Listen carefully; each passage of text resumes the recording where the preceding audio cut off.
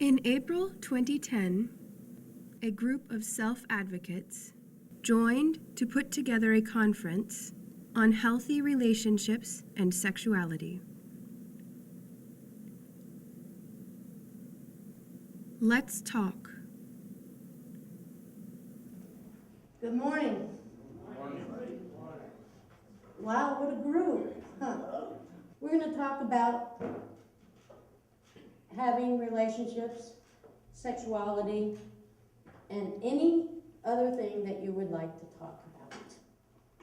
We're going to open it up, and if anybody in the room feels a little intimidated by this, you can go ahead and walk out the door, and we won't be upset. Hopefully you won't be as upset as well. We're not going to get disgusting. That's not what we're here for. We're talking about relationships. We're talking about sexuality. We're talking about safety. We're going to talk about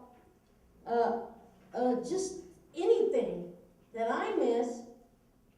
You could probably teach me, okay? Part 1, Sexuality. I can remember being approached by curious kids, and oftentimes their parents, and they would literally come to me and ask, "Can you have sex?" And the answer to that question, for most people, whenever I would try and answer it, didn't particularly answer it when I was a child growing up, because like every kid, I was trying to figure it out despite my disability.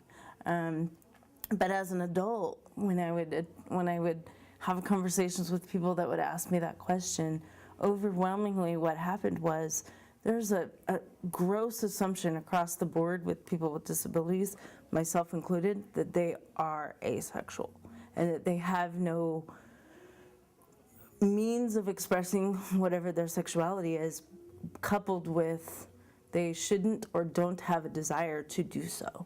They don't think that people with a disability want to have relationships. Like one of the classes I was in, a person actually wondered why a person like myself would be interested in a class, because she thought that people that were disabled never wanted to have a type of a relationship. And I think that's something that we're trying to work on and dispel. We're trying to dispel that very popular myth. And the way I would do that, or the way I would approach it, would be to, in providing services or attempting to have these conversations with, particularly with people with disabilities, is to have a more holistic view of not only the individual, but the topic of sex and sexuality in general. I've been working in this business for over 20 years, and this is a topic that I've seen come up in the past, and it's a little sad that it still is something that isn't talked about as openly and freely in our planning processes with people as I think it probably needs to be. What we're doing here tonight is the first part of that. It's helping to define what sexuality is for every single person in that room, but also helping them to figure out how we, as their circle of supports, can help them to express it. So I would like to see us be able to have more open dialogues with people during planning. We need to be able to have those conversations with parents openly, and it's an uncomfortable topic, I think, for people. So the more we talk about it, the more I think we'll get comfortable talking about it. And we have to figure out how to do that and still be respectful. Well, I think our society now dwells too much on sexuality as a bad thing. Sex is a good thing. It's a way that people can communicate in great ways. And without sex, there would be no human society. Well, quite honestly, I think that it's probably not the people with disabilities that are as uncomfortable sometimes as the staff that are supporting them. And so it is a matter, from my perspective, and kind of being able to know how to educate staff so we can support you better. So that's really, you know, why I'm involved in this project is because I really want to know what kind of things I need to instruct staff, do staff training on, what kind of people we need to hire so that we can address this area of need and support in a way that I think is kind of what's deserved. We have to be aware, more keenly aware of how we treat each other and respect each other. That's the most important thing, that and communication. We have to do that. We have to open up to each other about particularly this subject. It has to be done. Part 2, support. As members of the circle of support, or as support providers, you know, vendors of services that allow people with disabilities to live independently, we need to include in our vision the cohesive view of a person with disability as sexual. And that could mean, you know, the expression of whatever their sexuality choice is and how to help them do that and achieve that on a regular basis. Or it could mean once they choose and are able to have a child, be it foster, adopted, or biological, provide the services for the parent with a disability as well as the child, because you can't have one without the other.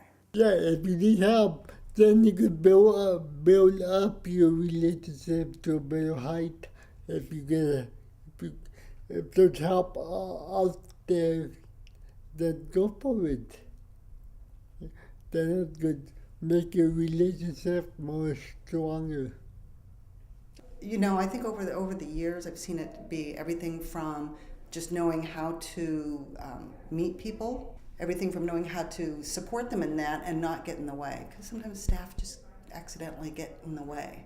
So how do we support you and not be in the way of those just when you're just getting to know someone, that first date maybe. We want to be together and live in one place together. Yeah, see? But a group home, he has to be around his staff, and you know, we can't just make up our own mind. Okay, we're gonna do this now. We have to wait for them to decide that it's okay. Yeah, gonna wait. See, it takes time. As a parent, you can only go so far, and then we have to let go.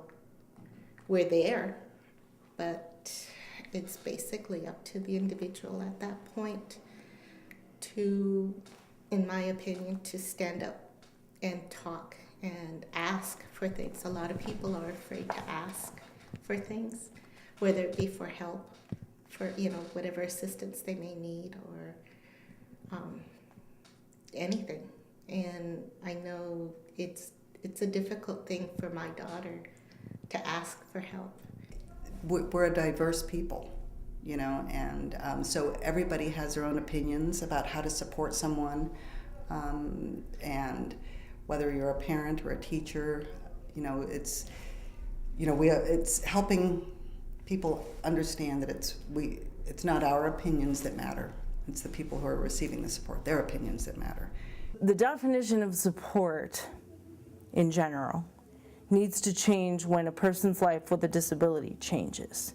And that could be changes in health, age, changes in goals, you know, goal being having a baby, having a stable relationship that isn't abusive, wanting that relationship to meld into marriage, and then eventually having a baby.